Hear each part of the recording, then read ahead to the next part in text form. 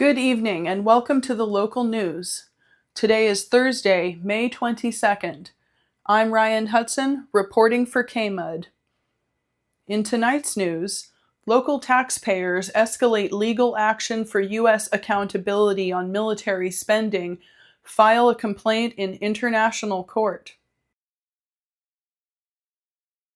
Stay tuned for a special news report straight from Washington, D.C., where local taxpayers supported by international and grassroots organizations have escalated their call for legal intervention that would stop the U.S. government from funding war crimes abroad, specifically addressing the State of Israel's ongoing military campaign in Gaza, largely funded by U.S. tax dollars. We'll take you directly to D.C. for the filing of this unprecedented international complaint. Let the children eat! Let the children eat! Let the children eat! Let the children eat! A class action lawsuit targeting U.S. arms sales to Israel, initially filed in Northern California against Congressman Jared Huffman and Mike Thompson, has taken an unprecedented turn.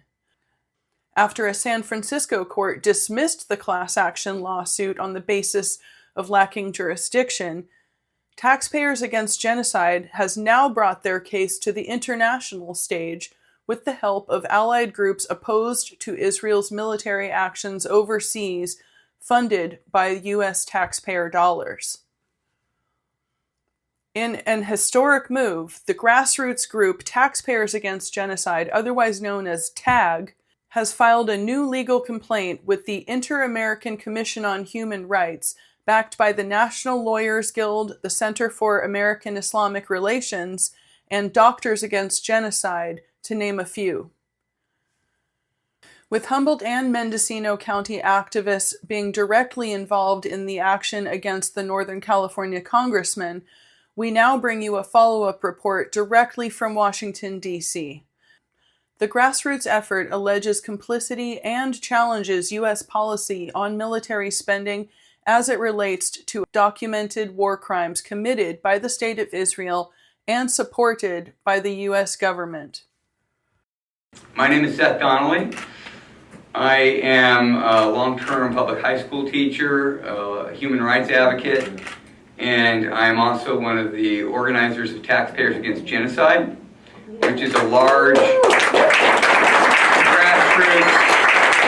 movement.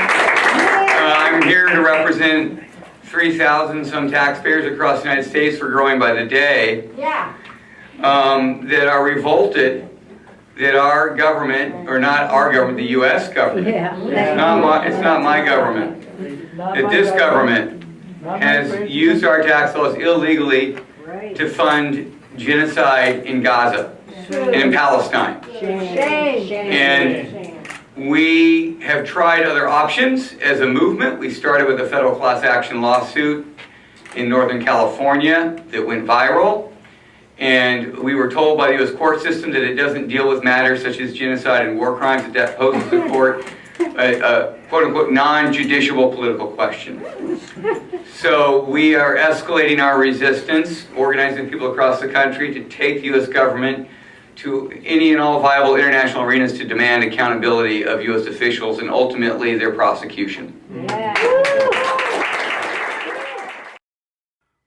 On Wednesday, May 14th, before marching to the headquarters of the Inter-American Commission on Human Rights in Washington, D.C., Taxpayers Against Genocide held a press conference to announce the filing of their complaint with the help of human rights attorney Huwaida Araf, with the International Committee of the National Lawyers Guild. It's clear that the United States has immunized itself when it comes to its federal courts here and being held accountable for war crimes, including genocide, the mother of all crimes. And so we have to go international, but the US has also tried to immunize itself internationally too. We know that it is not signatory to the Rome Statute of the International Criminal Court. That doesn't mean that the ICC can't get jurisdiction over US officials. It can if countries would have the political will to, and the ICC would have the political will to do so, and that's probably far off. We also know the International Court of Justice. Although the United States is a signatory to the Genocide Convention, and just like South Africa has taken Israel to the International Court of Justice, the US is also signatory to the Genocide Convention. But what did the US do? It entered a reservation to jurisdiction. So it said that although we ratify the Genocide Convention, we can't be brought to court unless we agree to it. But there is an international human rights system that really hasn't been used when it comes to the US support for Israeli war crimes, and that's the Inter-American Human Rights System. The Inter-American Human Rights System, we have an Inter-American Commission on Human Rights, and we have an Inter-American Court on Human Rights. Now, the United States does not recognize the jurisdiction of the court, but it does recognize the jurisdiction of the Commission, which is headquartered right here in Washington, D.C., and it frequently defends itself against claims that it has violated its obligations under what's called the American Declaration on the Rights and Duties of Man. And so this is what this is based on, because when you support genocide, you basically violate every right that's guaranteed in the American Declaration, which the United States is held to. The first and foremost among them is the right to life. But we name about 15 different rights that the US violated, and there's more. It's just every single right is violated. And it is because, I don't have to tell you, uncritical support for Israel, not just with our tax dollars, not just with the billions that we give Israel every year, and that has been escalated these past couple of years, but also by the diplomatic cover that we provide to Israel, including trying to delegitimize these international mechanisms and these courts that are trying to hold people accountable. But without accountability, you have no protections, and that is what the United States is trying to do. Right? The United States and Israel is really trying to tell the world that we can't be held accountable, and therefore no one is safe. It is really the might is right. And the United States knows that it is powerful, so it's basically saying, stop us, the US and Israel. What the US and Israel are telling us today is that they can deliberately starve a civilian population after mercilessly bombing them for nearly 2 years to death in a death camp, and we're not going to do anything about it, and you can't stop it. It is equivalent. It is equivalent to watching Nazis march people into those gas chambers and turning away. And turning away. And we have to realize that this is as severe. And we're not going to stand for it. And history is going to remember that we cannot stand for it.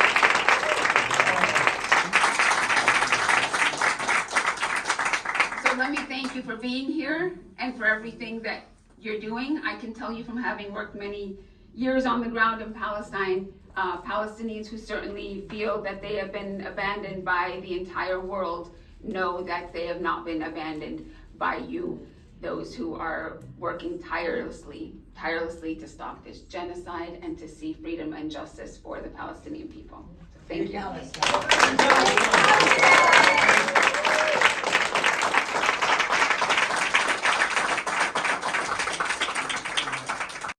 The complaint centers plaintiffs from the Palestinian American diaspora and includes over 3,000 individual taxpayers signed on in support of the petition.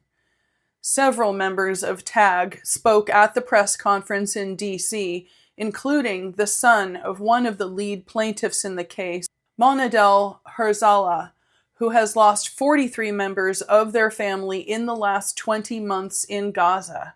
Tarek Aroof addressed the small gaggle of D.C. press and attendees at the National Press Club.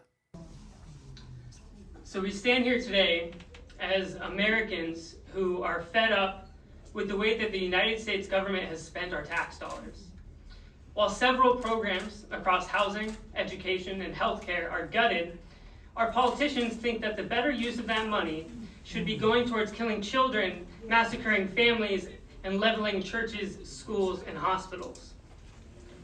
Instead of taking care of our veterans, we are sending more of our soldiers to fight a population of civilians, putting them in the crosshairs of Israel's indiscriminate bombing and giving them a lifetime of PTSD that we will refuse to treat. I lost 43 family members in the last 20 months of this genocide. 43. Growing up in a Catholic private school, I only had 38 classmates. I lost the equivalent of an entire graduating class worth of family members, people that I never got a chance to meet because of Israel's inhumane and illegal blockade on Gaza. These were men, women, and children who had promising careers and bright futures. Teachers, doctors, dentists, students.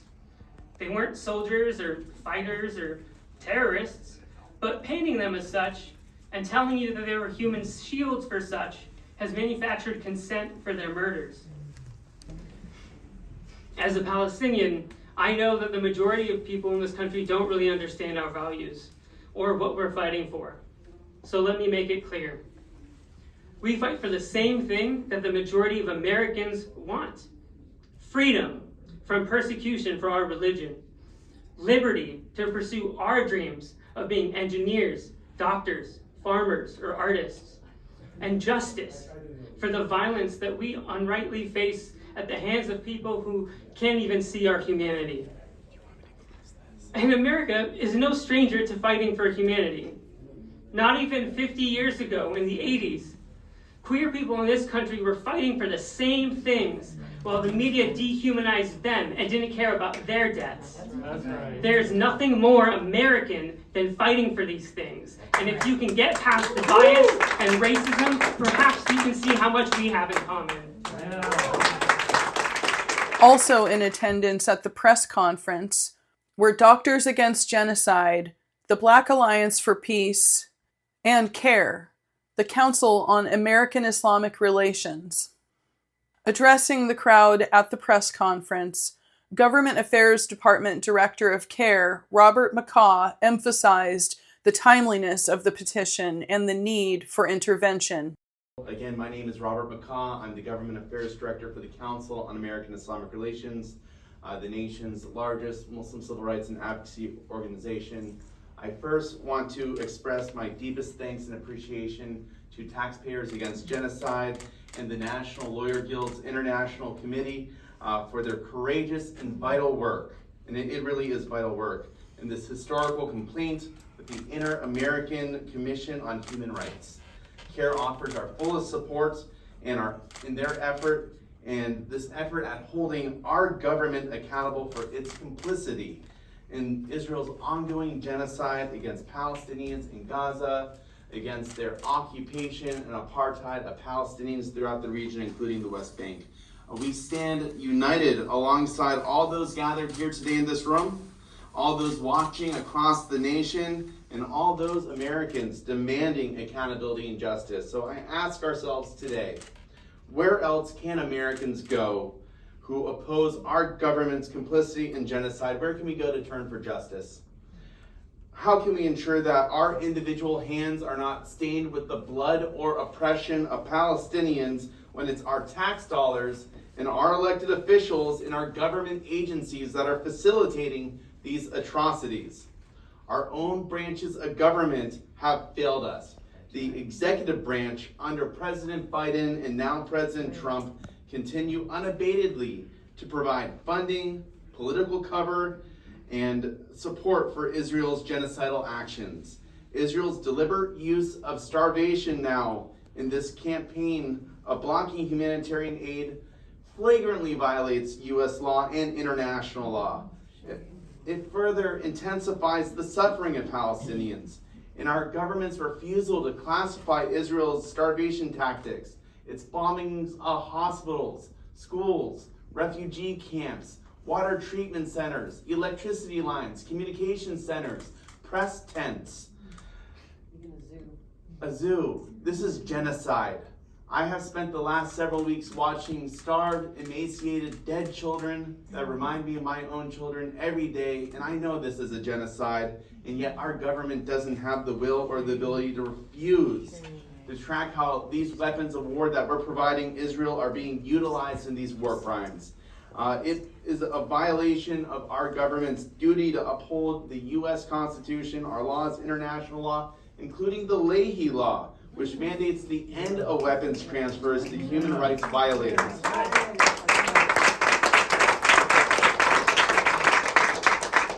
Every Israeli unit operating in Gaza and the West Bank has used U.S.-supplied weapons to commit documented war crimes, and yet our government ignores these crimes willfully. Meanwhile, our law enforcement right now and immigration agencies are targeting, arresting, detaining, and attempting, while failing, to deport brave students and activists whose only so-called crime is to speak out against this genocide. Our Congress, even worse, those that we elected to represent us, have turned a blind eye and refuse even basic acknowledgement of these crimes, and instead they're competing to introduce bills in Congress that would silence us and criminalize American citizens, especially these brave young people, these students who are courageously speaking truth to power. We don't speak enough truth to power in this country.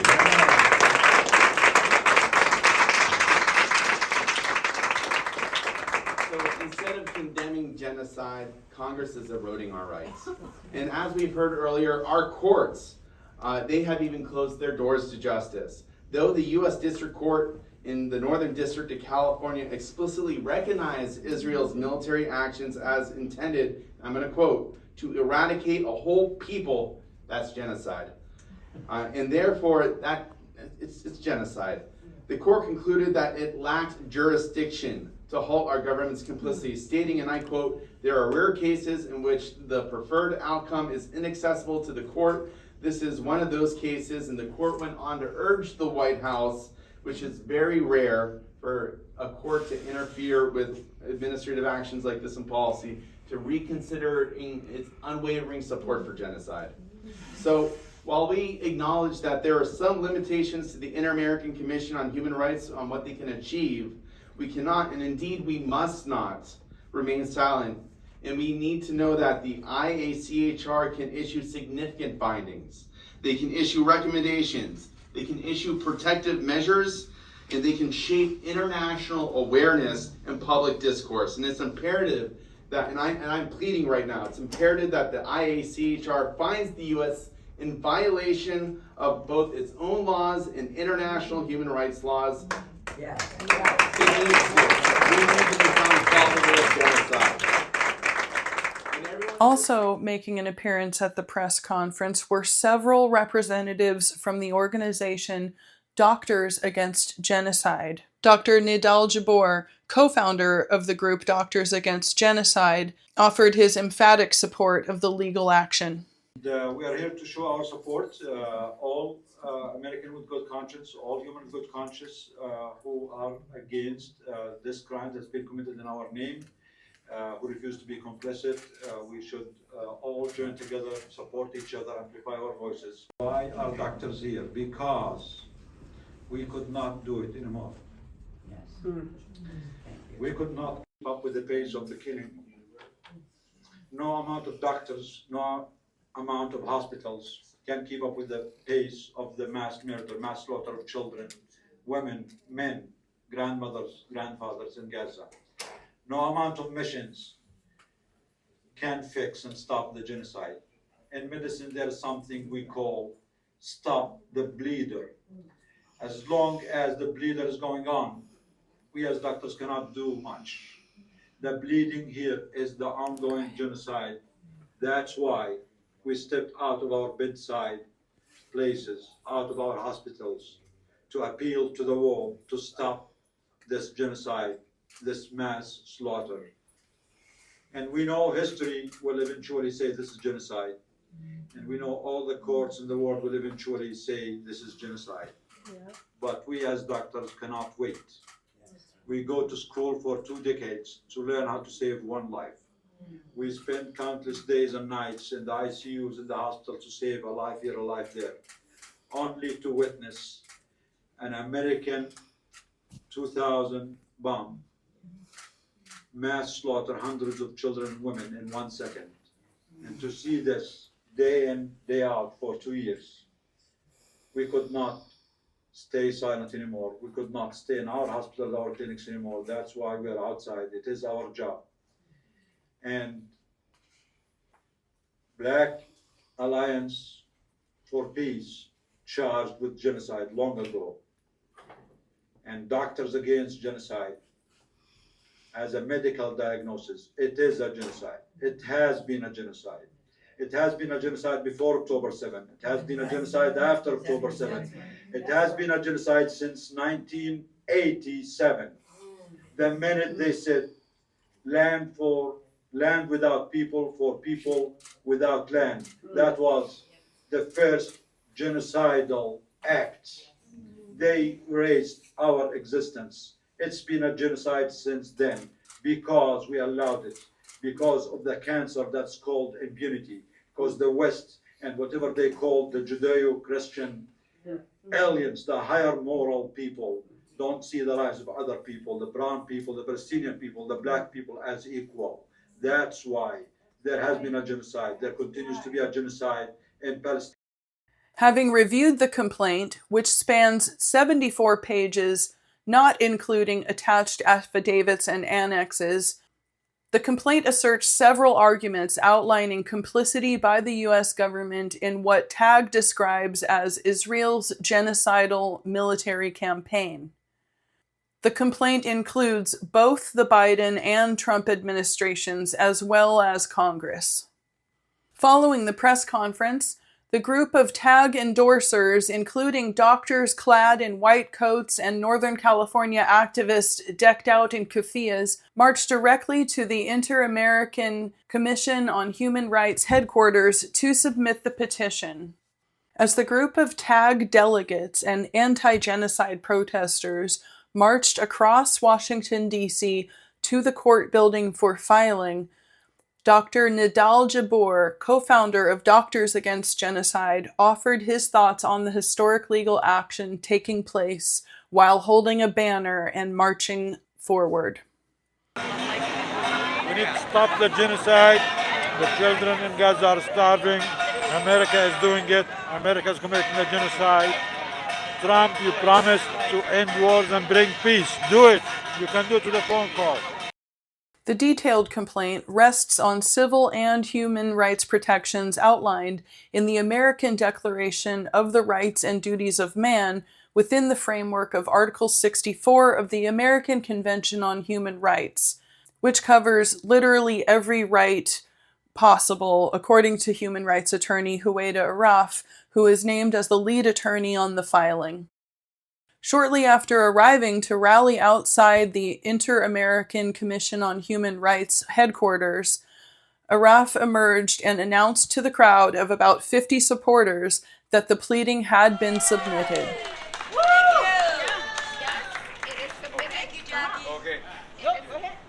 I only want to tell you guys that we officially submitted the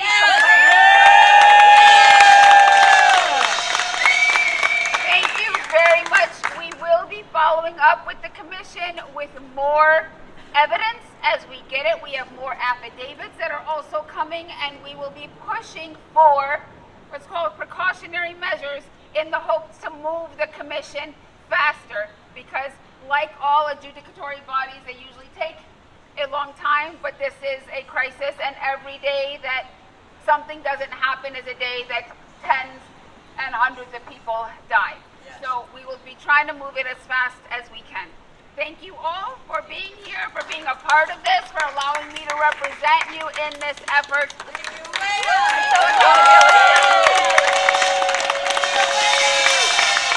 Let's give an extra round of applause for Huwaida, who has been working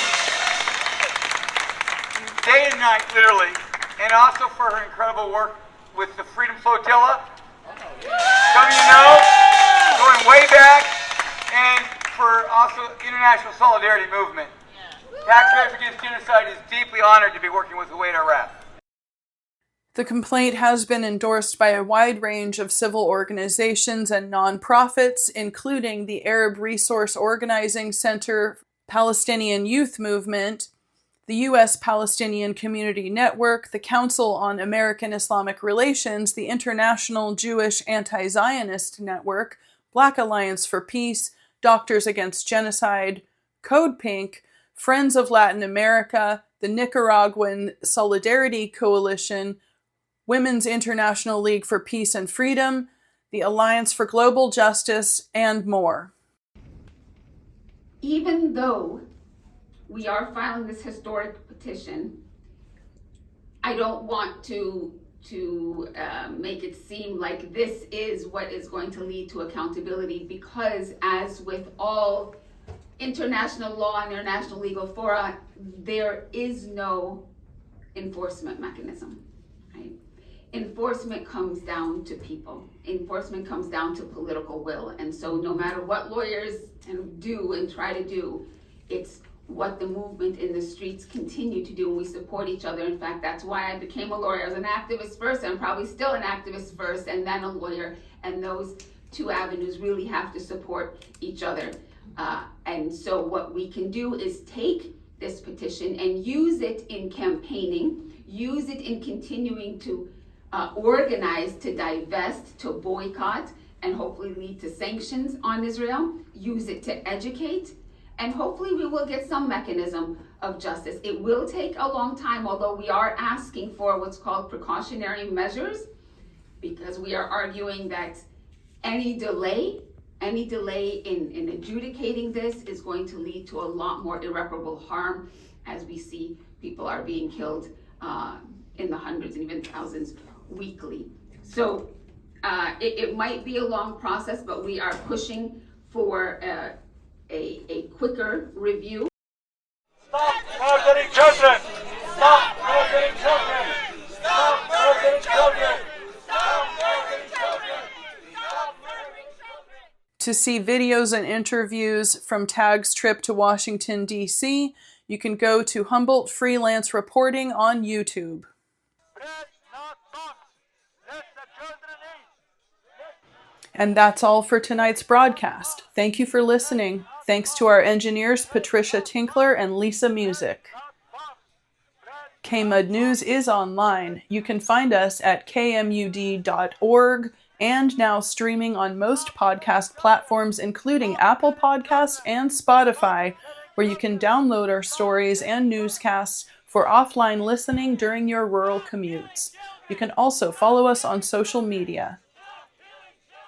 If you have any questions or suggestions, you can give us a call at 707-923-2605 or send an email to news@kmud.org. Reporting for KMUD, I'm Ryan Hudson.